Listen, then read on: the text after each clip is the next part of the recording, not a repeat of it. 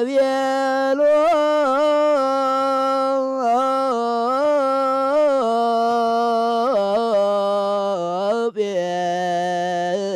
ጴጥሮስ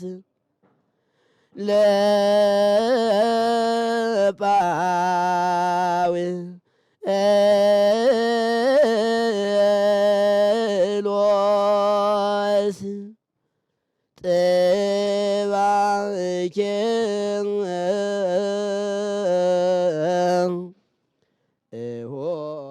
በስመ አብ ወወልድ ወመንፈስ ቅዱስ አሐዱ አምላክ።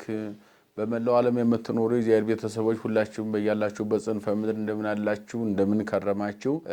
እንደ እግዚአብሔር መልካም ፈቃድ ዛሬ ኅዳር 24 ካህናተ ሰማይ በዓለ ካህናተ ሰማይ የካህናተ ሰማይን በዓል እንመለከታለን። ካህናተ ሰማይ እነማን ናቸው?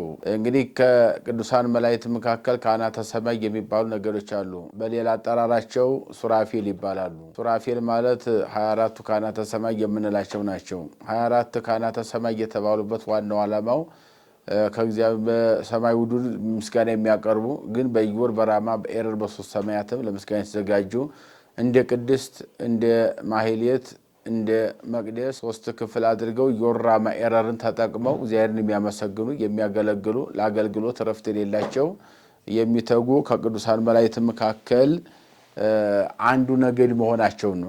እግዚአብሔር እንግዲህ ሲፈጥራቸው በነገድ መቶ በከተማ 10 አድርጎ መላእክትን ፈጥሯቸዋል። ከዚህ መካከል አንዱ ነገድ ሱራፌል የሚባሉት ናቸው። ሱራፌል ከሚባሉ ነገዶች መካከል ሱራፌል የሚባሉትን ሱራፊ የሚባል መልአክ ይመራቸዋል ማለት ነው።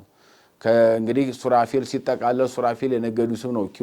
ኪሩብ የሚባል መልአክ የሚመራቸው ኪሩቤል የሚባል ነገድ ነው። ሱራፌል የሚባለው ደግሞ ነገድን ደግሞ ሱራፊ የሚባል ይመራል። ከዚህ መካከል ነጊድ ለይቶ ሱራፌልን ካህናተ ሰማይ ብሏቸዋል። ካህናተ ሰማይ የተባሉት እንደ ሰማይ እንደ ካህናት በቤተ መቅደሱ አክሊል ደፍተው ልብሰ ተክህኖውን ለብሰው ማይጠንት ይዘው እንደሚያመሰግኑ እንደሚቀድሱ ዕጣን እንደሚያሳርጉ መስዋዕት እንደሚያቀርቡ በሰማይ እነሱም እንደዚህ እንደ ካህናት አክሊል ለብሰው ቅድመ እግዚአብሔር ቆመው ቅዱስ ቅዱስ ቅዱስ እያሉ አክሊላቸውን ዝቅ አድርገው በመንበሩ ፊት የሚንበረከኩና ለምስጋና የሚተጉ ቅዱሳን መላእክት ከነኚህ መካከል ናቸው ማለት ነው።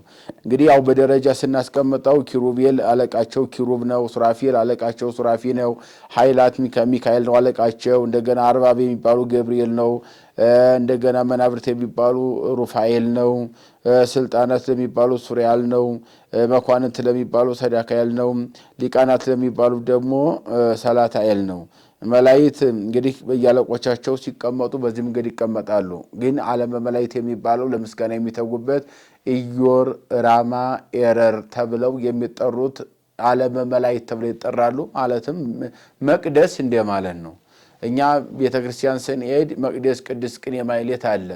ሴቶች ወንዶች ካህናት የየራሳቸው ክፍል ይዘው እንደሚያመሰግኑ እነኚህም የየራሳቸውን ክፍል ይዘው የሚያመሰግኑ ማለት ነው። በአንጻሩ እንደገና ቅድመ እግዚአብሔር ቆመው ለሰው ልጆች የሚለምኑ ለዓለም ሁሉ ምሕረትን ይቅርታን ርኅራኄን ፍቅርን እግዚአብሔር ያድል ዘንድ ከእግዚአብሔር ይህን ሁሉ ነገር የሚለምኑና ለሰው ልጆች ደግሞ የሰው ልጆች ልመና ደግሞ ለእግዚአብሔር ቅድመ እግዚአብሔር የሚያደርሱ መላእክት ናቸው ማለት ነው። እንግዲህ መላእክት ሰፊ ነው ስራቸው። በቅዱስ መጽሐፍ በሰፊው እንደተገለጠው ሰውን ይረዳሉ።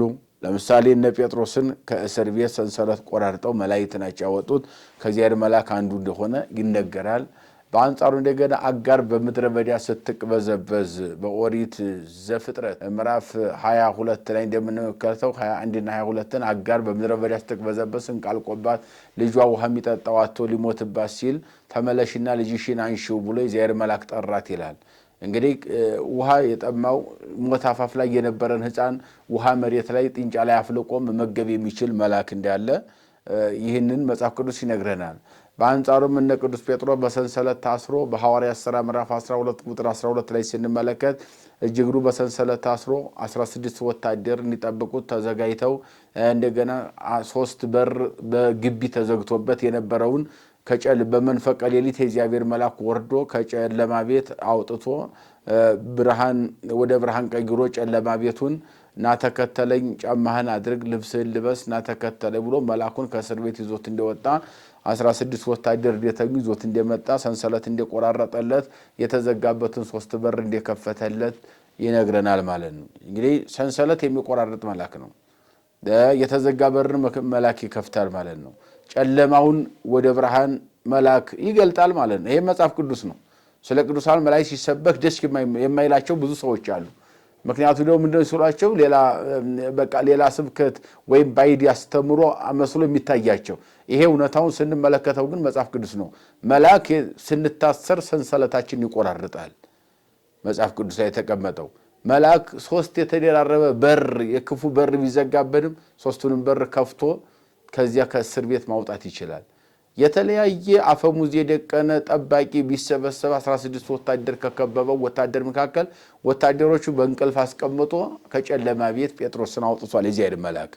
ስለዚህ ከጨለማ ማውጣት የሚችል መልአክ እንደሆነ ስለ ቅዱሳን መላእክት ስንናገር ይህንን ታሳቢ አድርጎ በዓላቸውን ስናከብርም በአጠቃላይ በተለይ ምእመናን በዚህ ዙሪያ ላይ የሚያፍሩበት ስለሌለ ትክክለኛ መሰረታዊ የመጽሐፍ ቅዱስ ትምህርት ሰማያዊ ሕገ መንግሥት መለኮታዊ መመሪያ ሆኖ የእግዚአብሔር ቃል ይህንን በሰፊው እንደሚያስረዳ ረድኤት በረከቱን ለማግኘት በፍጹም እምነት በዓላቸውን ማክበር የቅዱሳን መላእክትን በዓል ማክበር ረድኤት በረከት እንደገናም ከተለያየ ችግርና ወጥመድ የምንድልበት እንቆቅልሽ የሚፈታበት መሆኑን አስረግጦ መናገር ተገቢ ስለሆነ መጽሐፍ ቅዱሳዊ እንደሆነ ነው። ሌላው በአንጻሩ እንደገና በመጽሐፈ ኢያሱ ምዕራፍ 3 ላይ 5 ላይ ስንመለከት ጥላት ዙሪያውን ሲከብ ከጥላት ረድቶ መልአክ እንደሚያወጣ የእግዚአብሔር መልአክም ከጥላቶች ወገን ሳይሆን ያንተ ነው ከሰማይ መላእክት የመጣው ልረዳህ የመጣው ከሰራዊተ መላእክት መካከል አንዱ አለቃ ነው ብሎ የእግዚአብሔር መልአክ እንደተገለጠለት በሰፊ ነግረናል።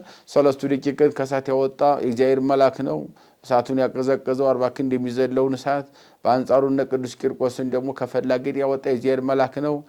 ይሄ ጸሎት ማሳረግና ቅድመ እግዚአብሔር ሆኖ እኛን ማማለዱ ስለኛ መጸለዩ ስላለም ምሕረት እግዚአብሔር ያወርድ ዘንድ መለመኑ ብቻ ሳይሆን በእያንዳንዳችን የህይወት እንቅስቃሴ ጉዟችን ሁሉ ቅዱሳን መላእክት ከኛ ከሰው ልጆች እንደማይረዱ በተለይም ቅዱሳንን ለመርዳት ማለትም ቅዱሳን ስንል በሕግ እግዚአብሔር ጸንተው የሚኖሩ እግዚአብሔርን የሚፈሩ ለእምነታቸው ተቆርቋሪ የሆኑ በእምነታቸው ምክንያት ፈተናና መከራ የሚመጣባቸው ምእመናን ከተለያየ እንቅፋት የሚታደጉ ቅዱሳን መላእክት መሆናቸውን ይህንን አስረግጦ መናገር ብቻ ሳይሆን በዓል ስናከብር ካህናተ ሰማይም ስንል ጸወርተ መንበሩን 40 እንስሳም ስንል በዓለ ሚካኤል በዓለ ገብርኤልም ብንስናከብር በዓላቸውን ስናከብር በተትረፈረፈ ጸጋና በረከት የምናገኝበት ያጣነን ሁሉ የምናገኝበት ብቻ ሳይሆን ያገኘንን መከራ ሁሉ የሚወገድበት የመላእክት ተራዳኢነት እንደማይለየን አስረግጦ የሚነግረን የቅዱሳት መጻሕፍት ላይ የተጻፈ ነው ማለት ነው። በዓሉ በዚህ መንገድ ይከበራል ማለት ነው። ያው ካህናተ ሰማይ ማለት ግን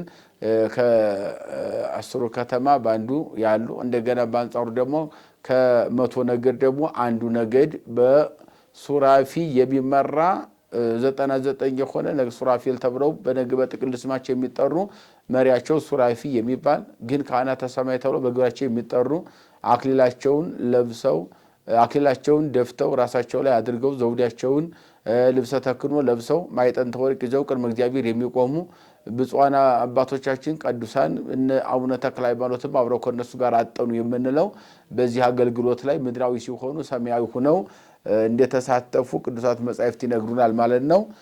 የነኚህ ቅዱሳን መላእክት በዓል የሚከበረው እንግዲህ በዛሬው ዕለት ኅዳር 24 ቀን የምናከብረው ከዚህ ጋር ከቅዱሳን አባቶቻችን ከነ አቡነ ተክለ ሃይማኖት ጋር አብሮ ይከበራል። ታሪካቸውም አብሮ ተያያዥ ስለሆነ ማለት ነው። በዚህ ዕለት ቤተክርስቲያናችን ይህንን በሰፊው እያስተማረች እየገለጠች እየተረከች የቅዱሳን መላእክትን ተራዳኢነት እያወጀች ልጆቿ ተሰብስበን እንድናከብር ታዛለች፣ ታከብራለች ማለት ነው። የመከረን የገሰጸን ያስተማረን የሰራዊት ጌታ እግዚአብሔር አምላካችን ከፀሐይ መውጫ እስከ ፀሐይ መግቢያ በፍጥረታት ሁሉ አንደበት ስሙ የተመሰገነ ይሁን። ይቆይ።